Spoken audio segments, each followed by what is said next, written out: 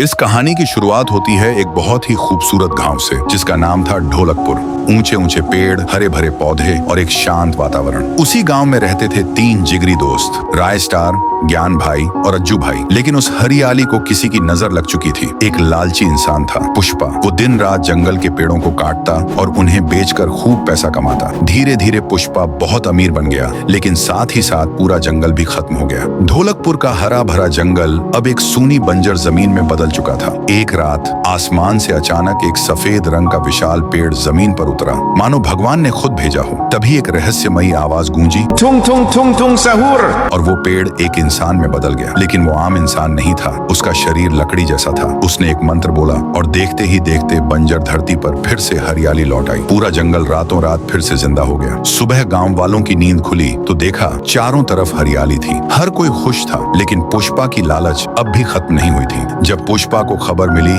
कि जंगल फिर से लौट आया है, उसने अपने पूरे गैंग को इकट्ठा किया और कहा, आज रात हम सब अमीर बनने वाले हैं। रात होते ही वो लोग बड़ी बड़ी गाड़ियों में जंगल की ओर निकल पड़े। उसी रात स्टार अपने दोस्तों ज्ञान और अज्जू के साथ घूमने निकला। तीनों कार में थे। जैसे ही कार आगे बढ़ती है, सामने से पुष्पा अपना मॉन्स्टर ट्रक लेकर आता है और टकरा जाता है। जोरदार क्रैश होता है, कार पलट जाती है। राय स्टार जमीन पर गिरता है और बेहोश हो जाता है। ज्ञान और अज्जू बच जाते हैं और तुरंत उसे हॉस्पिटल ले जाते हैं। डॉक्टर ने काफी देर तक चेक किया और कहा, सॉरी, तुम्हारा दोस्त अब नहीं बच सकता। अज्जू और ज्ञान रो पड़े। उन्होंने डॉक्टर से गुजारिश की, कुछ तो करो डॉक्टर साहब। डॉक्टर ने कहा, एक रास्ता है, तुम्हारे गांव के जंगल में एक लाल रंग की जादुई जड़ी बूटी मिलती है। अगर तुम ला सको तो शायद मैं तुम्हारे दोस्त की जान बचा पाऊं। दोनों दोस्त बिना वक्त गवाए जंगल की ओर निकल पड़े। दूसरी तरफ पुष्पा और उसके आदमी जंगल में पेड़ काट रहे थे। तभी उन्होंने उस सफेद पेड़ को देखा। सब खुशी से झूम उठे, अब तो करोड़पति बनेंगे। लेकिन तभी जमीन हिलने लगी, आसमान गूंजने लगा और वह पेड़ एक रहस्यमयी लकड़ी के प्राणी में बदल गया। उस प्राणी ने मंत्र बोला और देखते ही देखते